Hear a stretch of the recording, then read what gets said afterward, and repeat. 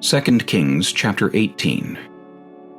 Now it came to pass in the 3rd year of Hoshea the son of Elah, king of Israel, that Hezekiah the son of Ahaz, king of Judah, began to reign. He was 25 years old when he became king, and he reigned 29 years in Jerusalem. His mother's name was Abi, the daughter of Zechariah. And he did what was right in the sight of the Lord, according to all that his father David had done. He removed the high places, and broke the sacred pillars, cut down the wooden image, and broke in pieces the bronze serpent that Moses had made. For until those days the children of Israel burned incense to it, and called it Nehushtan. He trusted in the Lord God of Israel, so that after him was none like him among all the kings of Judah, nor who were before him. For he held fast to the Lord. He did not depart from following him, but kept his commandments which the Lord had commanded Moses. The Lord was with him. He prospered wherever he went, and he rebelled against the king of Assyria and did not serve him.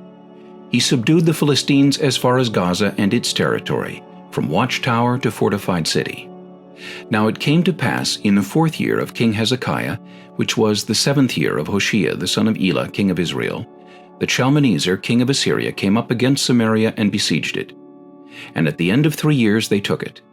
In the 6th year of Hezekiah, that is, the 9th year of Hoshea, king of Israel, Samaria was taken.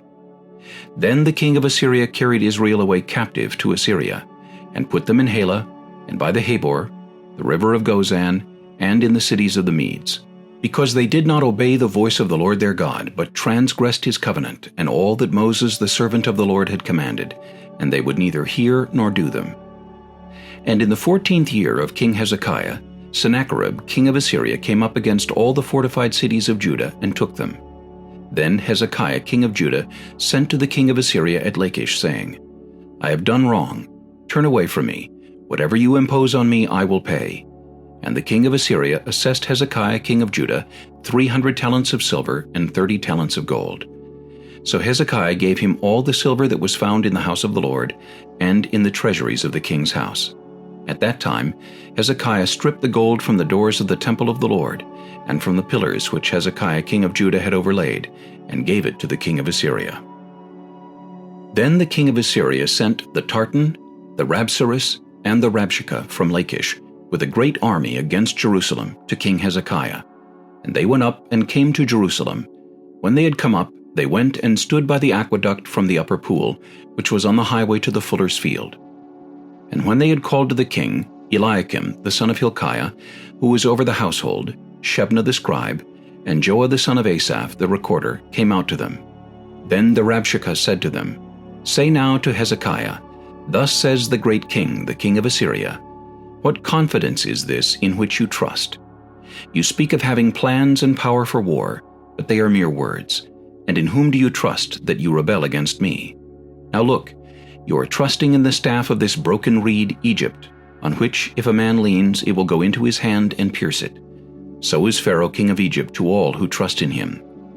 But if you say to me, We trust in the Lord our God, is it not he whose high places and whose altars Hezekiah has taken away, and said to Judah and Jerusalem, You shall worship before this altar in Jerusalem? Now therefore I urge you, give a pledge to my master the king of Assyria, and I will give you 2,000 horses, if you are able on your part to put riders on them.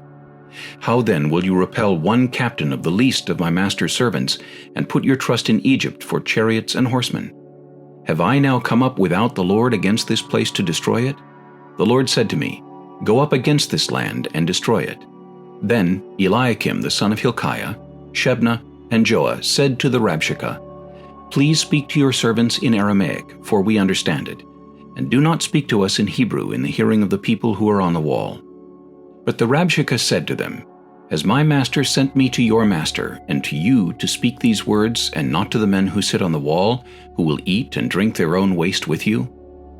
Then the Rabshakeh stood and called out with a loud voice in Hebrew, and spoke, saying, Hear the word of the great king, the king of Assyria. Thus says the king, Do not let Hezekiah deceive you, for he shall not be able to deliver you from his hand. Nor let Hezekiah make you trust in the Lord, saying, The Lord will surely deliver us. This city shall not be given into the hand of the king of Assyria.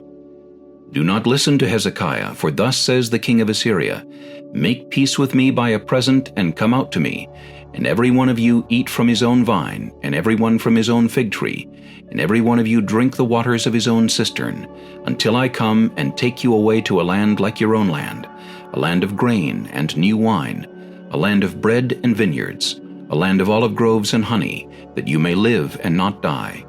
But do not listen to Hezekiah, lest he persuade you, saying, The Lord will deliver us.